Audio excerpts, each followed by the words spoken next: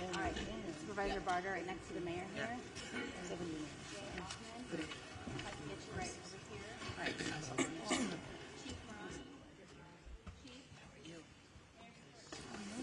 Very good. You sit where you want. Right.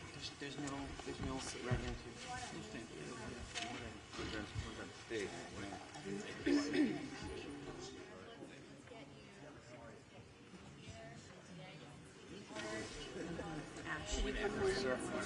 Yeah, I came home last night. Yeah, she was on my phone. We were Right next to Supervisor Barger, right here. Can you get Crowley? Yeah, that's good. Right there. Do you know? Hi, Laura Friedman. Hi, Laura. Congressmember for Hollywood. Oh, very nice to meet you. Thank you for everything you're doing.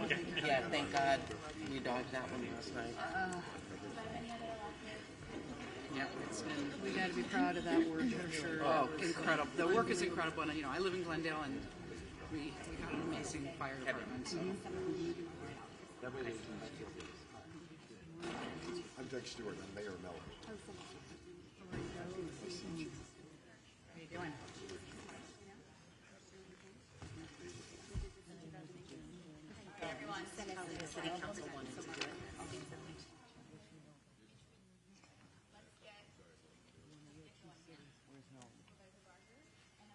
Yep.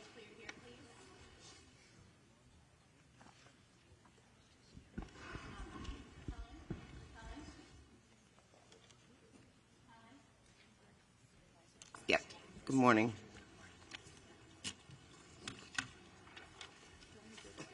All right, thank you very much.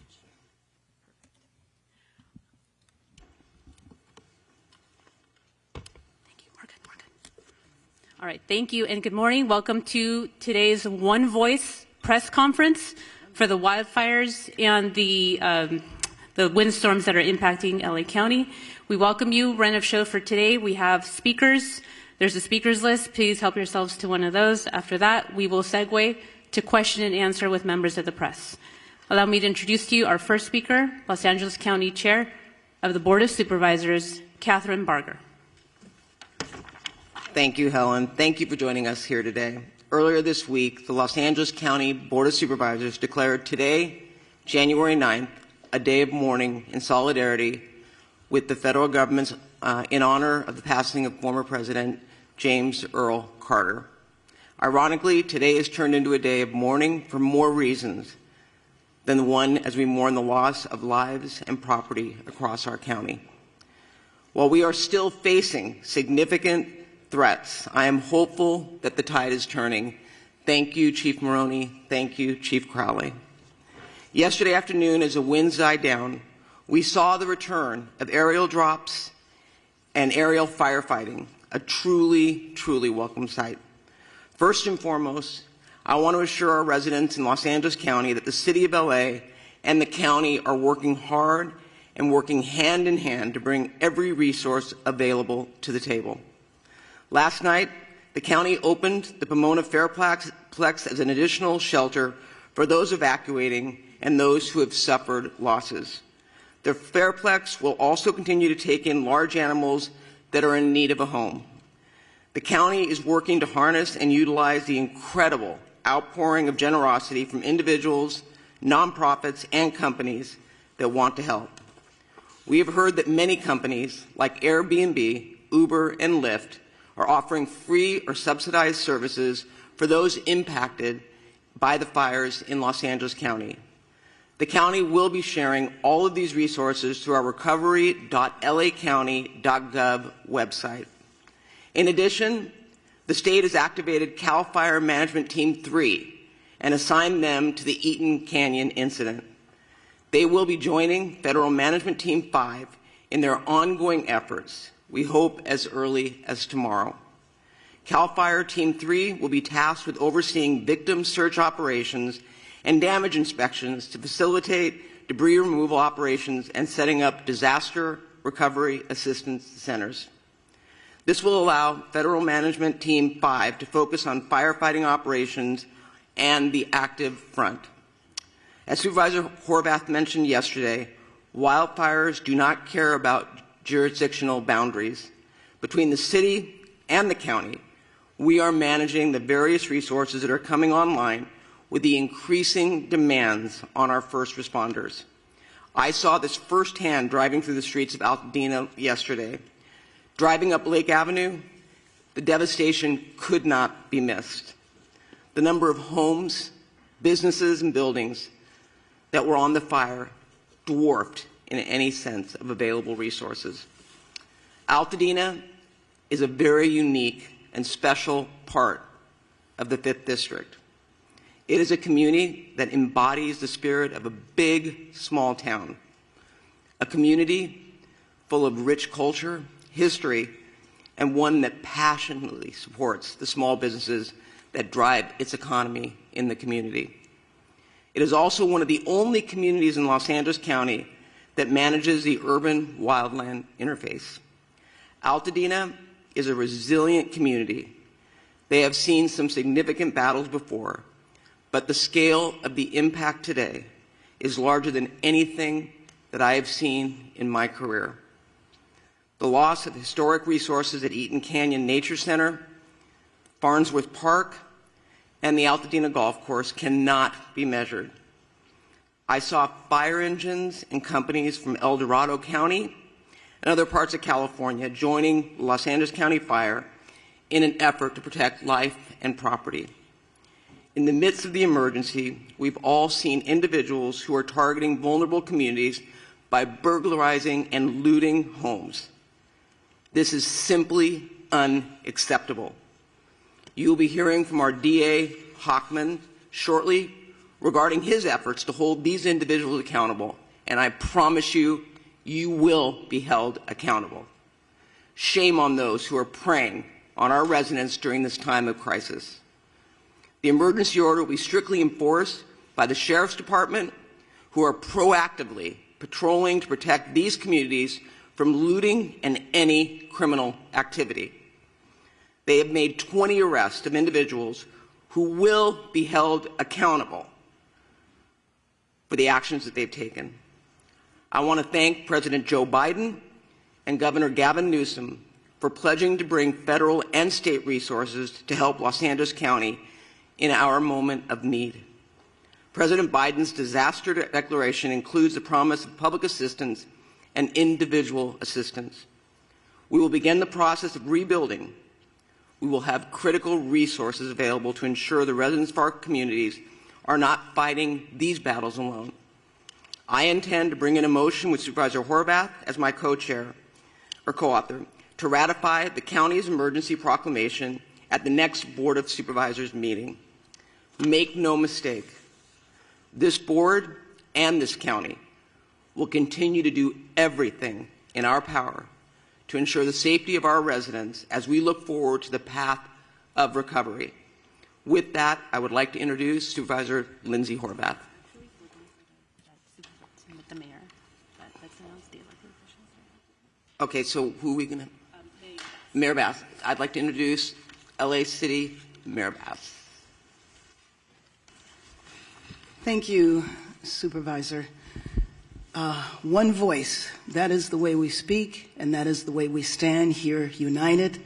Los Angeles will stand united and stand strong.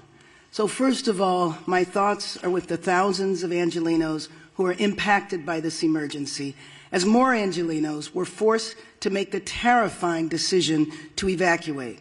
Our priorities, of course, are to keep Angelenos safe and to protect homes. The winds continue to be of a historic nature and a key factor of this firestorm. For much of Tuesday, the unprecedented winds prevented air operations to continue. However, as of yesterday, the winds have allowed for air operations, and that has enabled significant progress against the fires in Hollywood and Studio City last night. And as of 7:30 this morning, evacuation orders in Hollywood have been lifted. Angelenos cooperated. The community stood together. They evacuated, and Angelenos should continue to proceed with caution. Air operations are continuing rapidly in the Palisades, in Sylmar, and across our region. We continue to see our heroes From our LA firefighters and from personnel, families, neighbors from across the county and the state, we thank you. However, we continue to confront a big one-level firestorm. Historic winds and extensive drought have created a perfect storm that has driven people from their homes and have taken people's homes, and that has taken people's lives. I've been in the fire zones, and you can see how fast and devastating these wind-driven fires are. I know people from all over the nation are asking how they can help. So here are two essential ways. First of all, support the California Community Foundation Wildlife Recovery Fund at calfund.org, and support the Los Angeles Fire Department Foundation at supportlafd.org. And in addition to shelters, Airbnb is offering free temporary housing. Go to 211la.org for more information. This, as we know, is a regional crisis. So working together is the only way we will get through this. That's why I've been in constant contact with my colleagues at the county, state, and federal level. President Biden, Governor Newsom have assured us of full state and federal support. And of course, County Chair Barger and I are fully coordinated, as I am with all of the local elected officials. And our fire departments, police departments, utilities, and other critical agencies are coordinated as well. We have pre-deployed, we are executing a strategy, and we are adapting to conditions on the ground in real time. This is absolutely an unprecedented historic firestorm, but we are all hands on deck. We need to continue to cooperate. We need to evacuate when asked to do so. We need to help others, help our neighbors. And first and foremost, we need to stay united. We need to stay strong. A united LA is the way we will recover, is the way we rebuild our communities. And with that, I believe I am introducing Supervisor Lindsay Horvath.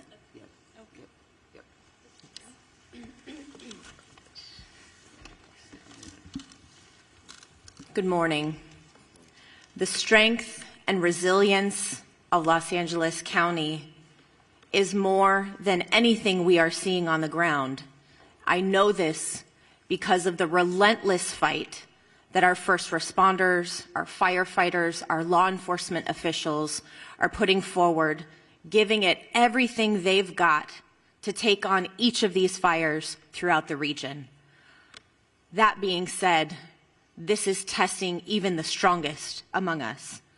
Last night, I personally received an alert from Nixle that I too was under evacuation warning, and I was put in the shoes of tens of thousands of Angelenos who have been facing this from the moment the fires broke out. No one should have to choose which priceless memento they're going to take with them or leave behind in order to stay safe, for their families to stay safe, for their communities to be safe. I've heard from so many community members about the pricelessness of the community centers, the faith centers. I know that in the Palisades alone, there are more than 20,000 Jewish community members, and I was contacted by the Jewish Federation and the work that they are doing throughout the region to support the Jewish community. We've heard with the Eaton fire the loss of so many faith centers throughout the Palisades fire and so much more. These are not just structures. These are places where people have made lasting memories, memories they will hold on to. But as they look at their community now, their hearts break, and we are in mourning with them. This is a time of grief, and that is why it is tremendous that our governor and our president and all of the leaders behind me and all of the leaders out throughout Los Angeles are standing strong for all of our Angelenos who are suffering great heartache. The Pacific Palisades has suffered immense loss, and my heart goes out to all of the residents. who are continuing to try to understand what is left of their homes. In the Topanga Canyon, I've been speaking with residents throughout the night, and I know that One Topanga and TSEP have been in constant communication with those on the ground, and we are in communication with them to ensure that we are supporting Topangans on the ground. I know there's this morning a fire active behind the lumber yard, and the chief has personally deployed resources to ensure that we are actively fighting the fires in Topanga. Topanga Canyon is a treasure, and we are fighting to protect it. Sunset Mesa, when you look at what is left, is heartbreaking. The community members of Malibu and Santa Monica, which last night declared a curfew because of the tragedy that they're experiencing on top of the fire, people trying to take advantage of this crisis. It's absolutely unacceptable, and we will all stand together to keep each and every neighborhood safe. The Hollywood Hills, my heart broke with you last night. I am grateful for the swift work and the aerial assault that took place in order to protect our Hollywood Hills quickly. When you saw a home go up in flames in Studio City, you wondered if that was going to be the next outburst. The residents of Studio City, we stand with you. And in Sylmar, we have at least achieved some containment of the Hearst fire, but we have a long way to go. And we are watching and standing with you. This is a moment where we will share detailed updates, but we will not forget that behind each of these updates is a person who deserves our support. With that, gas shutoffs continue to affect more than 15,000 people in Malibu from Brentwood Country Club to Pepperdine. A boil water advisory remains in effect for the Sunset Mesa community from Topanga Beach and Coastline Drive to the south on Shore Heights Drive on the north, and Topanga Canyon to Carbon Canyon Road in Malibu, including communities of Big Rock and Carbon Mesa. Metro fares remain suspended today thanks to the leadership of Metro Board Chair Hahn and our CEO Stephanie Wiggins. If you have essential travel today, please do so safely away from the areas of the evacuation orders. If you do not have essential travel, please remain indoors. For the latest updates and service impacts, you can go to alerts.metro.net. LA County Assessor Jeffrey Prang has shared property tax installment deferral applications, misfortune, calamity, damage reassessment applications, and disaster relief FAQ for property owners affected by the fires at assessor.lacounty.gov. All LAUSD schools and Santa Monica Malibu Unified School District schools in the 3rd District are closed. With that, mental health supports are available through the county's Department of Mental Health. You can call 800-854-7771. Please use this resource. We know you are experiencing traumatic pain, and we want to do our best to help start healing. Thank you for the outpouring of support from across the county and across the country. Emergency Network LA is coordinating volunteers and support through enla.org. Our county is doing everything possible to respond to these fires until they are contained. And as Chair Barger referenced, today is a day of mourning. And in the words of former President Carter, our faith calls us to do all that we can, wherever we can, with all we can. And in this spirit, indeed in this moment calls us to do the same. Thank you.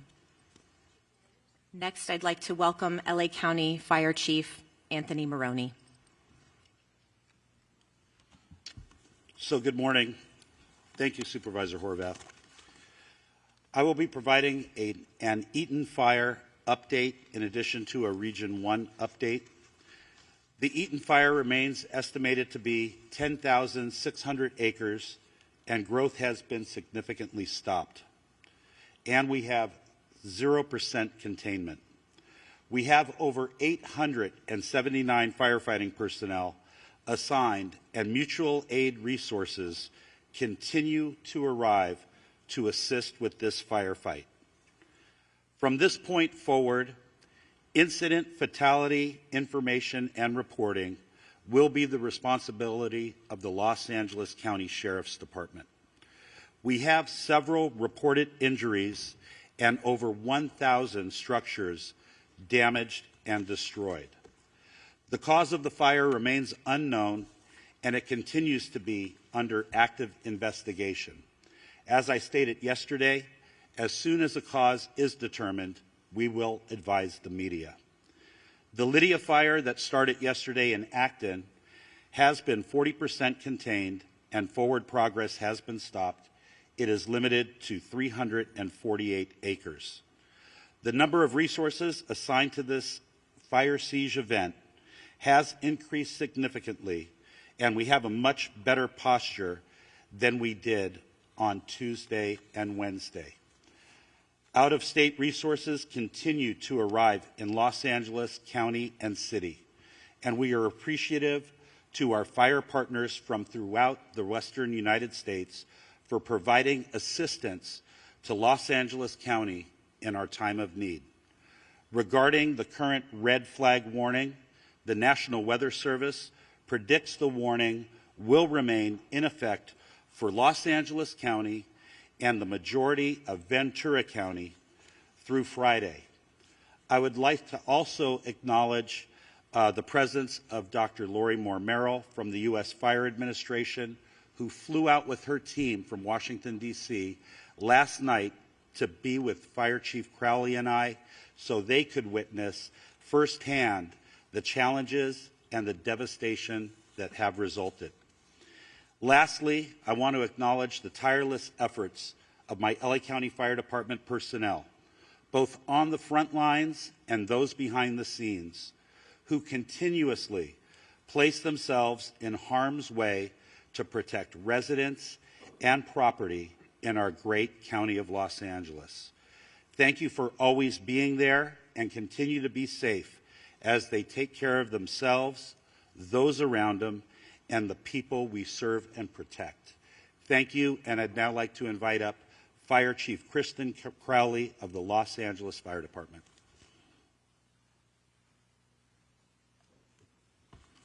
Thank you, Chief Maroney. So good morning. We continue to battle multiple major brush fires in the city of Los Angeles and across the Los Angeles region. Today, we expect winds to subside somewhat, which will allow fire crews to increase containment lines. However, and I want to be very clear here as well, we are still under red flag warning with extreme fire behavior possibilities. Before I give you an update on several fires in the city of Los Angeles, I have to take a moment, for all the right reasons, to thank the residents of Los Angeles and our surrounding areas for heeding our instructions. Today, it is absolutely imperative that as we move into day 3 of this firestorm, all members of our Los Angeles community maintain vigilance. I will now give you an update of our activities that occurred overnight. Palisades fire, as we know, started January 7th at 10:30 hours in the morning. Size at this point is 17,234 acres.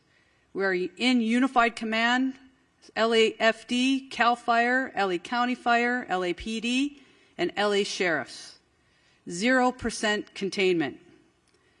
Extreme fire behavior continues to challenge firefighting efforts for the Palisades area. Wind gusts are up to 60 miles per hour and are expected to resume throughout the entire day. Firefighters and air resources will continue to work to protect the community and infrastructures and gain control so that we can contain this fire. Damage assessments are ongoing at the Palisades fire. However, preliminary reports estimate the damage or destroyed structures to be in the thousands. It is safe to say that the Palisades fire is one of the most destructive natural disasters in the history of Los Angeles. We will continue to provide additional information as it becomes available. I'll move on to the Hearst fire. January 7th start. The size, 855 acres. We're unified in command, LAFD, United States Fire Service, Angeles National Forest, and LAPD. 0% containment. Firefighters held the fire within a planned containment area and are successful, and we have established a perimeter. Crews were able to get a handle on a few of the flare-ups over the night. We will continue to strengthen our containment lines and create a number of dozer lines to minimize the fire growth. Next, Woodley fire started on January 8th. The size, 30 acres. Containment, fully contained, and we are using fire patrols to monitor the area for any flare-ups. The fire has been declared as a knockdown, and there are no current threats. Next, the Sunset fire, which is in the Runyon Canyon area, started last night, January 8th. Size, 42.8 acres. Forward progress, I'm very glad to share with everybody, was stopped, and the crews are working to put out spot fires within the perimeters and to keep the wind from spreading any additional embers. As of 7:30 this morning, all evacuation orders have been lifted. This fire was rapidly and aggressively attacked by using coordinated air and ground fire suppression efforts. Residents heeded our timely evacuation orders. More information to come on that. Next up, the Sunswept fire, which is in the Studio City area. As I talked about all the previous incidents, on top of this, our fire department was faced with another massive challenge. A very large structure fire encompassing 2 large hillside homes with heavy fire, which exposed brush, broke out in the Studio City area of Los Angeles. The high winds caused the fire to extend within the adjacent brush, potentially causing another additional brush fire. Our LAFD poured all available resources into this fire, and through a combined effort, were successful in preventing another devastating brush fire. Our firefighters stopped the forward progress at just under 1 acre. Also, to be clear, all of the incidents that I just spoke about are all under an active investigation. Let's talk about the preparations for today. The LAFD continues to augment and recall all of our firefighters to fill every single available seat on every single available apparatus within the city of Los Angeles. Firefighters continue to move into the Southern California region from across the western region of the United States, and we are very, very grateful for any assistance that we are receiving. Weather conditions are beginning to turn favorably, which will allow us to increase our containment lines. Again, our primary focus remains on impacting and affecting rescues and saving lives while protecting property. The multiple incidents across the city and the region continue to tax our firefighters. However, rest assured that every single firefighter, first responder, law enforcement officer across the region remains 100% committed to protecting our communities. Here's your call to action. Stay informed with trusted news and official updates. Be prepared to evacuate if you live near a wildland area. Follow all evacuation warnings and orders without delay.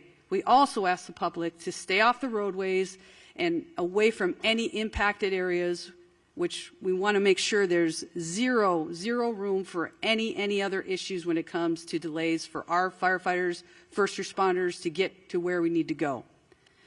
I want to take just a moment to thank every single Los Angeles resident who's been impacted by this for staying vigilant, supporting our first responders, and helping your neighbors.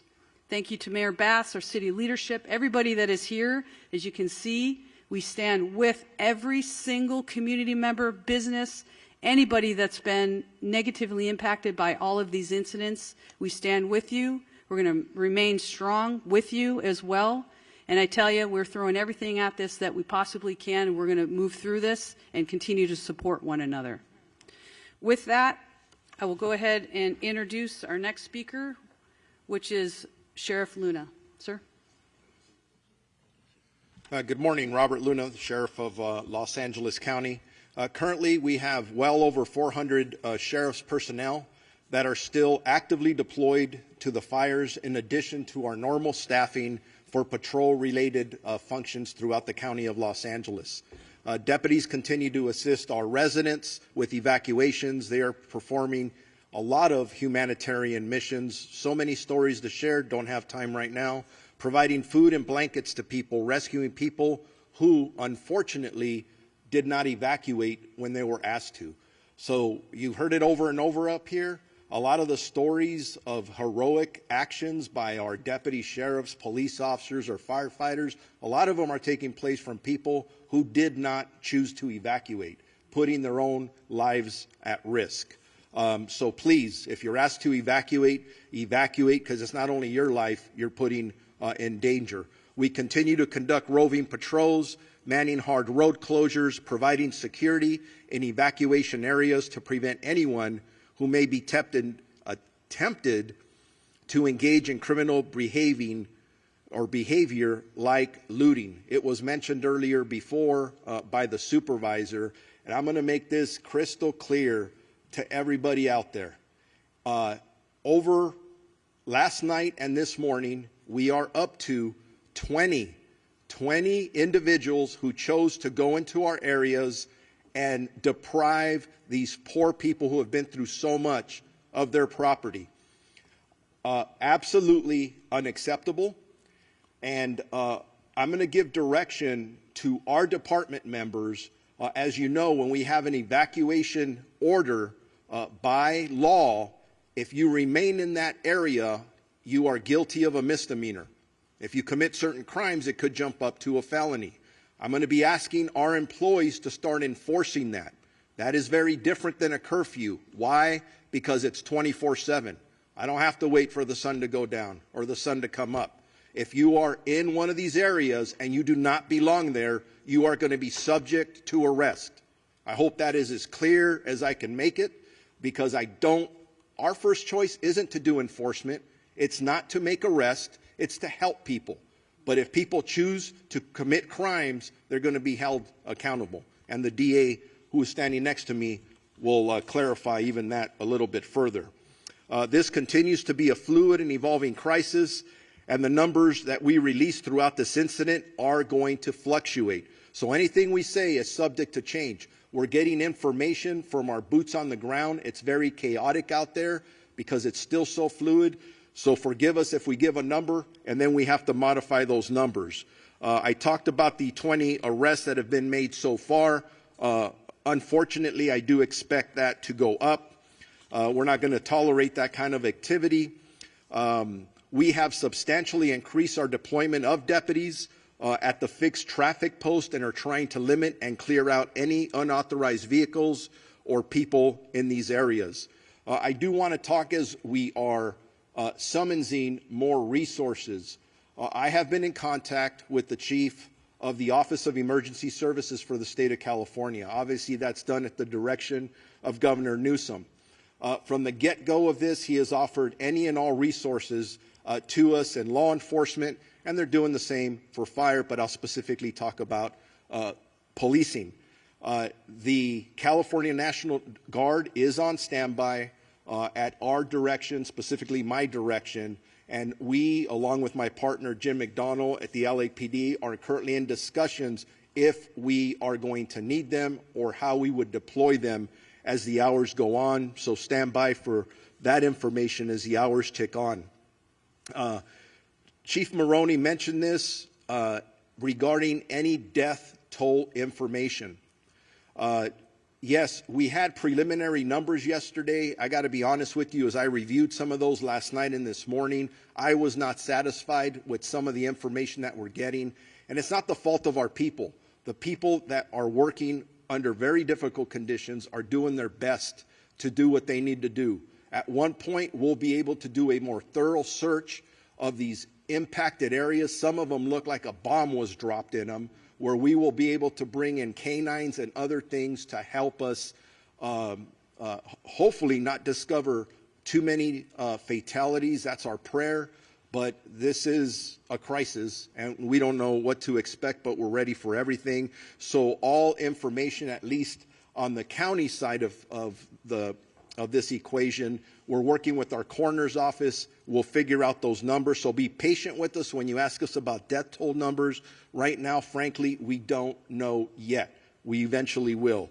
Evacuations overall for Palisades, Eaton, Hearst, and Lydia fires, the number in both county and city areas, evacuation orders are impacting 179,783 residents. That's nearly 180,000 people in Los Angeles County that are currently under evacuation orders, with another close to 200,000 residents that are under evacuation warnings.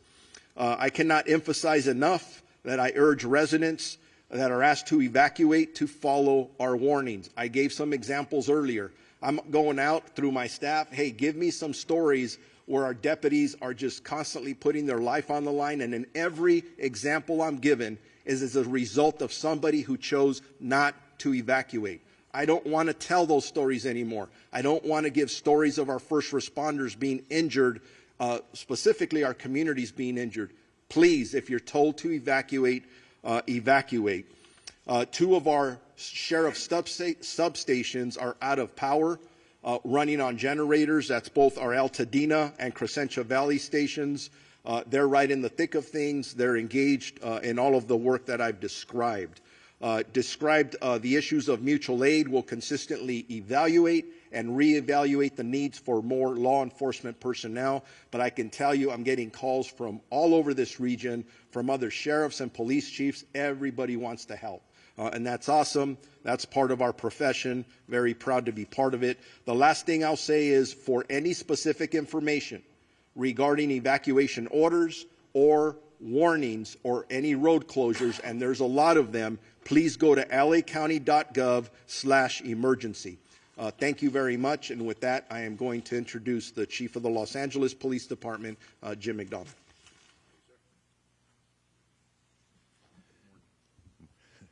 Morning, and I'll start off with a sincere thank you to all who have cooperated and supported the first responders and others who've been out there doing the best they can to make this as manageable as it can be. We're still on full tactical alert at the LAPD in support of our fire partners to be able to accomplish their mission. We're assisting with safety as well as the evacuation sites. You heard the sheriff quote the numbers of people who are out there using those. And again, we want to provide every level of safety we can for those involved in that effort.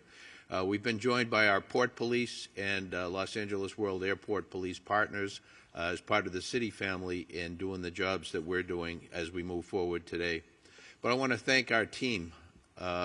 Many of our team and many of the people who are here behind me have left their families in fire areas to come to work to be able to help others. We've had a large number of people who have been evacuated, a large number of people in this group here who either family or friends have lost their own homes and lost everything they own and are dealing with taking care of young families at the same time while they're trying to balance the needs of work with the needs and responsibilities of family. We truly are all in this together, and we have to look at it that way as we move forward. The advice I would give is consistent with what you've heard. The air is not healthy for people who are challenged from a respiratory standpoint. So if you don't have to come into an area that's so impacted, please don't. Traffic, we're trying to maintain ingress and egress to our emergency areas for first responders in particular. We had, as you heard, people coming in still from other states to be able to help in the fire suppression effort, and we need them to be able to get in and be able to do what they need to do as easily as possible. The evacuations, they will probably still continue as the winds pick up. So we want to be able to do that as effectively as we can. Again, I said thank you for the cooperation, but I ask for additional cooperation should the need arise as we move forward. This is anything but predictable. We're thankful for the wind conditions we have now and the ability for our fire partners to try and make up for lost time, to be able to put containment around several of our burn areas and to be able to move forward on that. But again, I just want to say that you've heard from, and you'll hear in a minute from the DA, but from the sheriff about our crime suppression efforts. For those who want to take advantage of others, we're there. We're going to be there, and we're going to be working to hold you accountable for what you're doing in that regard. But as this runs its course, fatigue will certainly become a significant factor for those who are both directly involved in the operation as well as members of our community. So again, we are very thankful for the people who are doing this on all of our behalf, but we need to stick together. We need to support each other, and this is a thing where morale is a big deal for both the community and all of our folks. So take care of each other out there, and let's do the best we can. Thank you. Now, I mentioned our DA Hockman. It's now my pleasure to introduce the newly elected District Attorney of Los Angeles County, Nathan Hockman.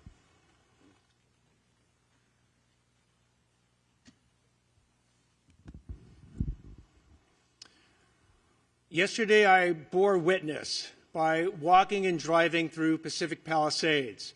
I ended up at my sister's house, a house where she and her husband had raised 4 boys, celebrated birthdays, barbecues, and whatnot, and that house has been burned to the ground. And not just her house, but all her neighbors. Up and down each one of the blocks I traveled, those houses no longer exist. They are now basically rubble. And I haven't seen something like that, and I've lived here almost over 60 years. In the entire time I've been here, it looked apocalyptic.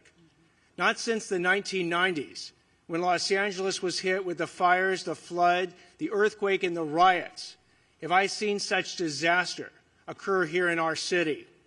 But like back then, Los Angeles has true grit. It has resilience. And it will rebuild, and it will rebuild better than ever. But along the way, there might be people out there who want to take advantage of the people who are suffering these tragic losses. These criminals need to hear, as they've heard from the sheriff, as they've heard from Chief McDonald, an unmistakably clear message that if you want to go ahead and loot, if you want to commit burglary, if you want to engage in grand theft, if you want to engage in these internet scams where you're going to take advantage of people who are going to be seeking insurance and government benefits, you will be arrested, you will be prosecuted, and you will be punished to the full extent of the law. And the reason I want to send this warning now is I don't want any mistake later that somehow they thought, oh, it's not a big deal. It's a huge deal. These acts are despicable, and we will prosecute them with maximal punishment. So I want to make sure that message is received loud and clear, because the first responders in this situation have been simply heroic. As I was in Pacific Palisades, I not only saw fire departments from LA County and LA City, I saw Rialto, Poway, Redding, fire engines from across this entire state that have come to our rescue. And thank you. Thank you to all the first responders. When it comes to law enforcement, it's an all-hands-on-deck operation with law enforcement and the DA's office. Again, detectives are putting on uniforms and getting out there on the streets to protect us. We owe them a huge thank you. And from the DA's office, if we do get these cases, please be on notice that we are going to try and deter you from committing the crimes in the first place. But if you do commit these crimes, do not expect anything else than maximal punishment. I'll now introduce LA County Public Works Director, Mark Priscilla.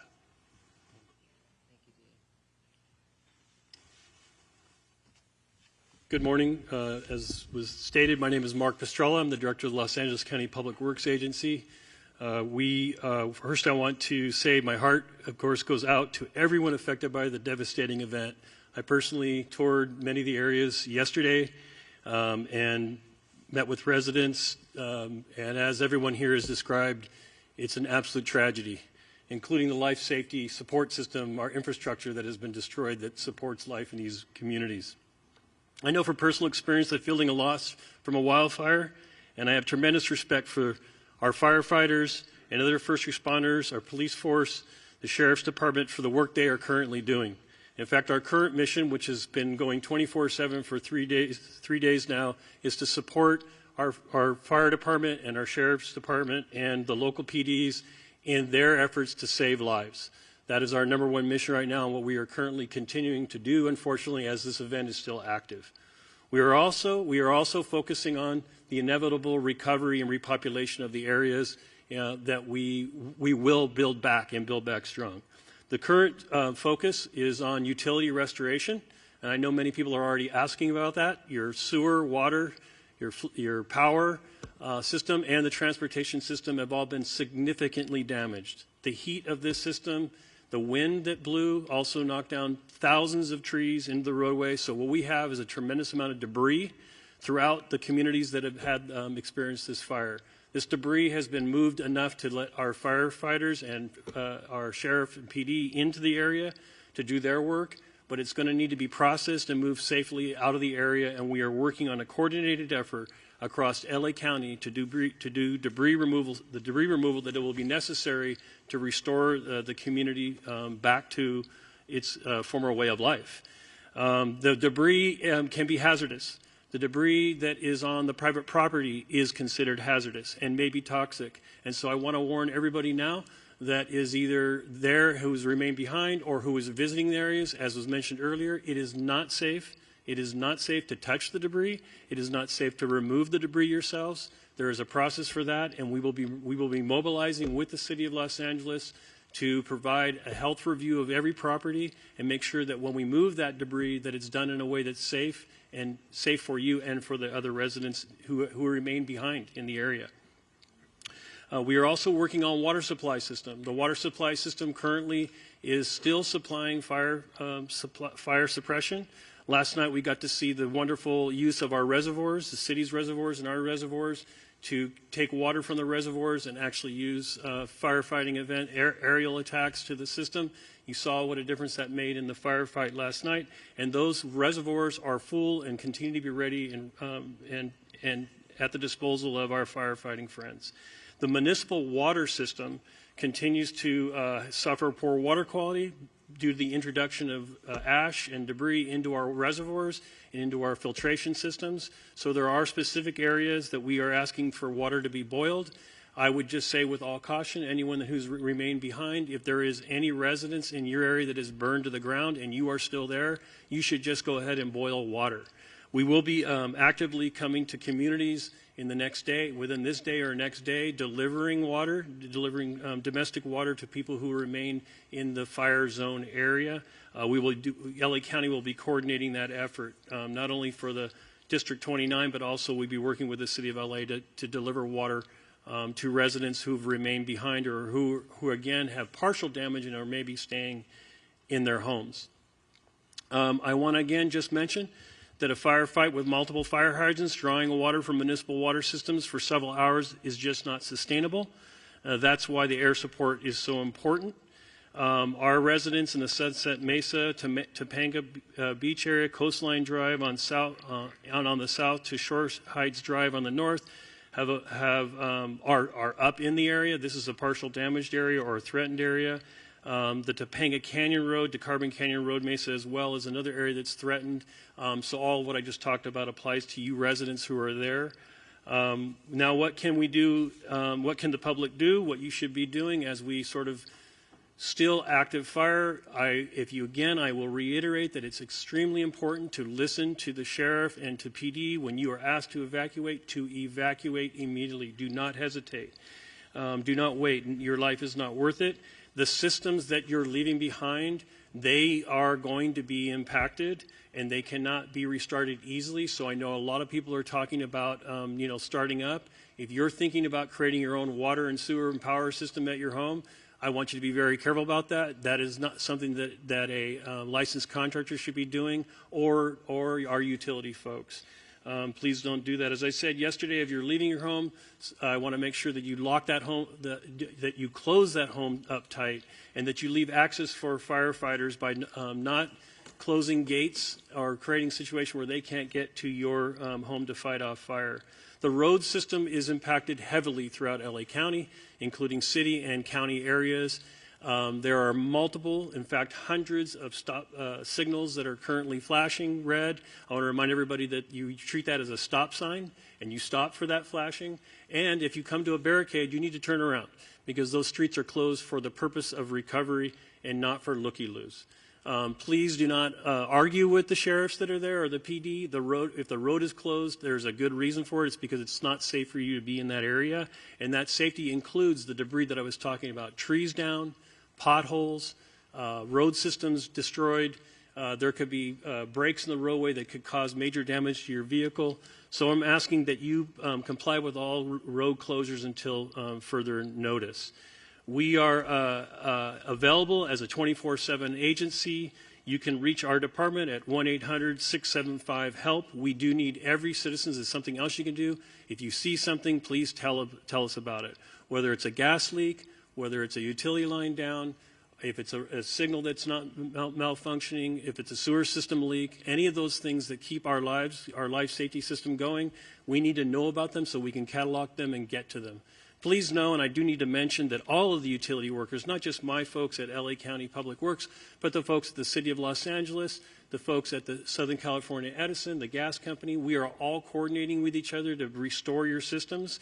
And our folks are all working 24/7. There are many heroic stories, like the sheriff and fire have, of our utility folks out in the middle of the night, 24/7, getting those systems back up into place. And I want to thank all of the utility workers who are out there doing their job, who are not going home to family at night. They are actually working 24/7 as well. With that, I want to introduce the CEO and Chief Engineer of the Department of Water Power, Janice Quinones.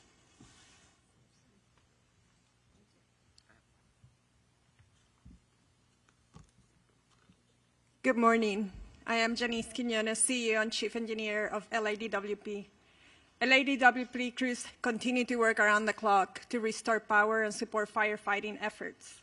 On the power front, we have restored about 200,000 customers so far since the windstorm started. And as of this morning, we have approximately 95,000 customers out. We have 118 crews, DWP crews, working around the clock to restore powers as fast and as safe as possible. We're expecting our mutual aid crews coming from PG&E to arrive today and support the restoration efforts. Our restoration times are ranging from 24 to 48 hours. We are prioritizing wires down, so if you see a wire down, please call 911 and we'll send crews immediately to make the area safe. However, if you live in the fire-impacted areas or near those areas, you might experience longer outages, mainly because either our equipment has been compromised due to the fire, we're not able to access the area yet, or we're proactively shutting out the power for the safety of our firefighters and first responders. On the water side, the boil water notice for Palisades on zip code 90272 continues in effect, and it will continue in effect for at least 48 hours. I have water quality engineers taking samples around the system to ensure that the water quality remains a priority for our consumers. We continue to support LAFD and CAL FIRE and water supply issues and firefighting response, including opening our water reservoirs, as mentioned by Mark yesterday. Hollywood Reservoir was a critical asset when we were fighting the Sunset Fire. So all our reservoirs are open, that are open air for air assets, and we continue to work around the clock with other water agencies to increase the supply and pressure of the water system, including Metropolitan Water District. I want to end this by thanking DWP crews and personnel for their commitment and efforts to support the restoration of LA. Thank you. Thank you very much for that. And now, Chair Barker. And I also want to, we recognized President Biden and Governor Newsom, but we also have here with us today Congressmember George Whitesides, Congressmember Laura Friedman, Senator Sasha Renee Perez, Assemblymember Celeste Rodriguez, and Malibu Mayor Doug Stewart. Make no mistake, we are all working together, and I want to thank you all for being here. I know our Congress representatives flew in, and we appreciate it, and we are all in this together. With that, we'll take some questions. Thank you, Chair Barker. So just a couple rules of the road. So I'll call on you. When you get called upon, please announce your name and which media outlet you are with, and we'll start right here in the middle. Jonathan Pigliotti with CBS News. For Mayor Bass, please. Mayor, LA County is in a panic state. It began 2 days ago with the Palisades fire. My crew and I arrived shortly after it started, and for several hours we watched as hundreds of homes in a neighborhood burned to the ground. We did not see a single fire engine. We watched as Good Samaritans guided traffic. There was fear and there was a lot of confusion. You were out of the country at the time. Shortly after the fire started, a press release was put out warning of this fire behavior. My question to you is, what explains this lack of preparation and rapid response? Let me just say, first and foremost, my number one focus, and I think the focus of all of us here with one voice, is that we have to protect lives, we have to save lives, and we have to save homes. Rest assured that when rest assured, let me finish. Rest assured, when that is done, when we are safe, when lives have been saved and homes have been saved, we will absolutely do an evaluation to look at what worked, what didn't work, and to correct or to hold accountable any body, department, individual, etc. But my focus right now is on the lives and on the homes. Do you think your leadership was effective while responding to this disaster? I just said what I believe is the most important thing for us to do right now, and that is going to continue to be my focus. Thank you. Thank you. Thank you. Let's go to the middle with the laptop. Before we go on, I want to introduce, because this is an important announcement to be made, the U.S. Forest Service Fire Chief Robert Garcia has an announcement regarding a decision being made on the National Forest. Thank you, Supervisor, and I'll be brief. I just wanted to share that in the overnight hours last night, the U.S. Forest Service, in an effort to reduce calls for service and reduce potential risk for wildfire, we've made a decision until further notice that the Angeles National Forest is closed. And so we'll get some additional information out, press release, that kind of information on the details of that closure, but it's similar to the types of orders that the county and the city have instituted regarding curfews and access and that type of thing. So the Angeles National Forest will be closed till further notice, likely till we get through this current fire weather event. Thank you for that. We'll go in the middle. Name and media outlet, please. Hi, Thomas Fuller from the New York Times. For Chief Luna, I just wanted to follow up on what you said about you weren't satisfied with the information that you were getting on fatalities. It's been widely reported that there were 5 deaths, at least 5 deaths. Do you believe that death toll is not accurate, and do you think it's less than that? Based on all the information that I've received in the last probably 8 hours, I want to be more confident in the specific information that I'm getting. So what we're doing now is going back through everything, because you got to understand the urgency, the chaotic nature of what we're dealing with, and we're still in the middle of that. So I want to make sure that as we go forward, at least for the Sheriff's Department, we're actually having our homicide unit involved, because they don't only do murder investigations, they do death investigations, that I'm going to change the system and verify each number. Because I don't care if it's just one, that's somebody's family. That's somebody we love and care for. So I want to make sure that's solid before we start presenting that information. Unfortunately, based on the preliminary information I've seen, at least in the two large fires that we're dealing with on each side of the county, unfortunately, I think the death toll will rise. I hope I'm wrong, but I think it's going to rise. Thank you for that. Let's go right over here in the front.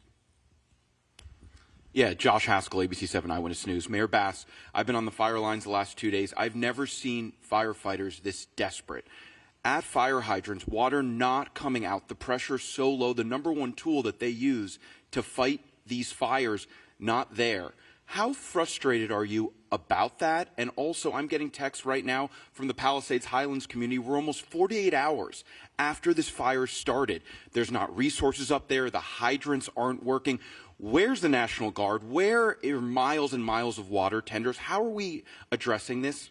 Well, first of all, you asked me, was I frustrated by this? Of course, because we all know that this has been an unprecedented event. We also know that fire hydrants are not constructed to deal with this type of massive devastation, and that the number one problem, especially on Wednesday, was the fact that we weren't able to do the air support because of the winds. And so, of course, I am absolutely frustrated by that. I am not sure that is correct, that there are no resources up there, but rest assured, as soon as we are done here, I will follow up on that. But those homes, the first day and a half, there were homes up there that had been protected by the fire. And then I went up there yesterday and there were That had been protected? That it basically had been saved. Obviously, the fire's moving in different directions, but when I went up there yesterday, there were not a lot of resources. We drove around, and then I know that things got worse up there. I'm just wondering, now that we move 48 hours past, how are we addressing these water problems that are continuing, and is it acceptable that they continue? Well, let me just say that the water problems are a little better now because the winds are such that we can go up and have the air support. And you know that that was the reason that the devastation was so bad, the unprecedented wind, the strength of the wind, and the fact that the air support could not go up. And if Chief Crowley wants to talk to this, there have been many fires before where air support is not available, and we depend upon these ground resources and crews. Was there a plan in place for that, and did the resources get here quickly enough? Because and talk about an update to air support today. Right. So thank you for that question. As we know, and you heard all of the incidents that are occurring at this point. Palisades was the first brush fire that we were attacking at that moment. You talk about specific pre-deploying. We put resources in place, pre-deploying, knowing that the winds were coming. With that, when the fire did light and take off, rapid response. Very dynamic situation. Air to ground resources coordinating. Now with the winds, I don't think we can overstate that enough. There's no excuse in regard to the winds were too much, but the reality is the winds are so dynamic, and at that tipping point, when our resources, air resources were grounded, that changes our strategies and tactics. We called for the world in regard to the number of resources and what we needed, who we needed, immediate need. Every single resource that was available at that moment responded. You talked about 48 hours later, where are we now, right? Again, I already spoke on if we don't have water, we find water, we use water tenders, we draft water. The fire department, first responders, we're going to do everything in our absolute effort to do what we can do with what we've got. The good news is, with the wind subsiding, you're going to see water drops, you're going to see rotary, you're going to see fixed wings all day, unless something changes. Again, I did say 60-mile-an-hour wind gusts even today. So very, very dynamic situation. With that, also, you said about the other homes, no fire resources there. As winds change, our resources change, we redistribute, we move, and that's the dynamic situation that we are in even in day 3. That's what I wanted to say about that. Thank you. Right behind. Go ahead. Thank you very much. Madam Mayor, I have another question for you. Bob DeCastro over here from Good Day LA, Fox 11. Another issue, another concern about resources and in particular staffing as well. And we heard from firefighters even on the front lines expressing frustrations about, obviously it's a challenge right now. They're bringing in firefighters from all across the western region, but can you address the criticism now over the budget issue and the slashing, $17 million slashing I think if you go back and look at the reductions that were made, there were no reductions that were made that would have impacted the situation that we were dealing with over the last couple of days. And then there was a little bit of confusion because money was allocated to be distributed later on, which was actually going to support salaries and other parts of the fire department that were distributed a little later. So I think it's most important to understand that we were in tough budgetary times, everybody knew that, but that the impact of our budget really did not impact what we've been going through over the last few days. Again, back to the unprecedented windstorm, wind at such ferocity that we haven't seen in years is the context in which we were dealing with it. Thank you. Thank you. Let's go over here on this side. Did you have your hand up with the blue? Name and media outlet, please. Hi, Grace Tui with the Los Angeles Times. I was hoping Chief Crowley could talk a little bit more about the start of the Palisades fire. We'd heard that, I know we don't know why it started, but we'd heard that it started possibly in a garden in someone's backyard, if you could confirm that. And then how long do we know it took for it to actually reach homes?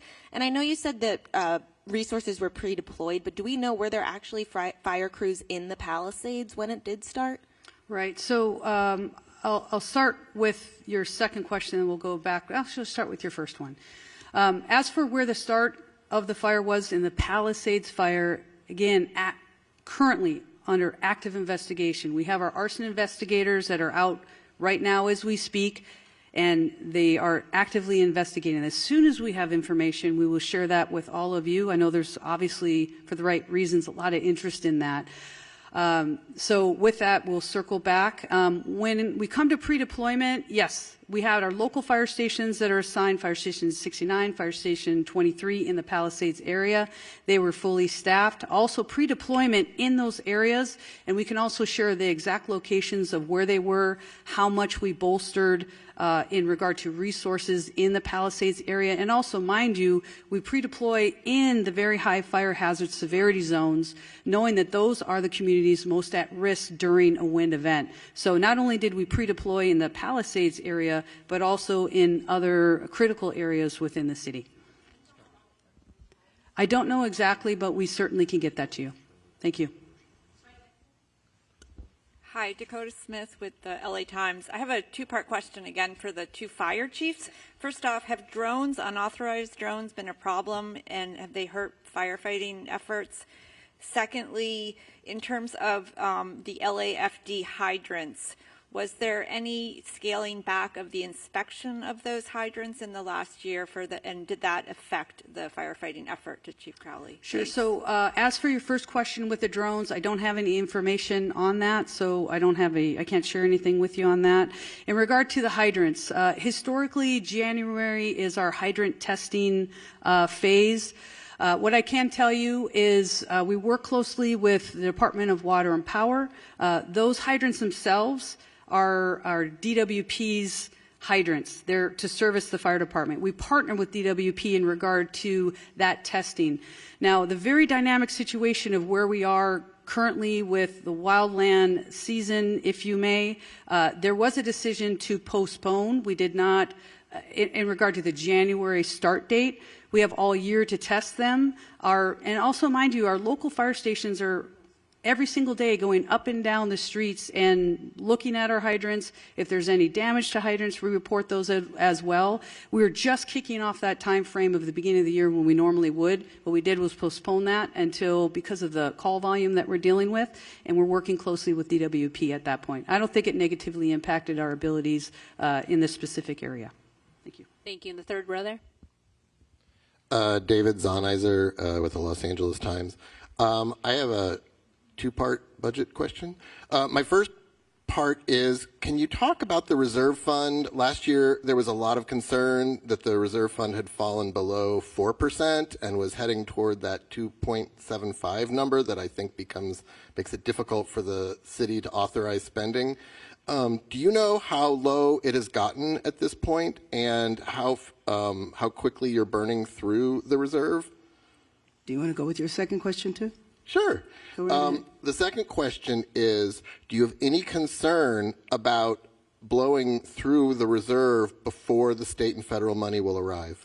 So let me just say that, as I said a few minutes ago, our number one priority right now is to save lives, to protect lives, to save homes. I'm not here to talk about the status of our budget. If you would like to do that on another occasion, that would be fine in terms of the reserve fund. I don't have those concerns right now, and I will say that after our first priority, then we will look back at everything that was done to do an evaluation to see what worked and what didn't work. Thank you. Thank you. We are over time. However, we will have one-on-one interviews. CAL FIRE wants to give an update on structures, et cetera, to get a clarification. I think it's important for you to highlight the numbers. Excuse me. Good morning. My name is Todd Hopkins. I'm one of the incident commanders for the CAL FIRE incident management teams. Of the thousands of structures, I just want to clarify, that have been destroyed, we get this initial intel from Intel flights, and what they do is they pick up heat signatures, and we base off those heat signatures an estimate of what structures are destroyed. What I want to clarify is that a structure doesn't necessarily mean that it's a residential structure or a commercial structure. It could be a vehicle, it could be an outbuilding. So we do have people, damage inspection teams that are on the ground that will go out to every single home. They will catalog whether a house is destroyed, if it's partially destroyed or just damaged, and all that information will be turned over to the city and to the county once the damage inspection teams get done. So although we know that there are many homes destroyed, the thousands of structures can mean many different things besides just a home. So thousands of structures, yes, but that could be a motorhome, that could be a car, that could be a shed, it could be a residential structure. So I just wanted to make that clarification. Thank you very much. And we are end of press conference, one-on-ones. We also have Spanish. We will conduct that over here to the side with Sheriff Luna and a representative from LA City Fire. Thank you. Thank you. Thank you for clarifying that. I think that was important to clarify. I didn't get it. Now I get it. Sort of. From an airplane flight, they take it.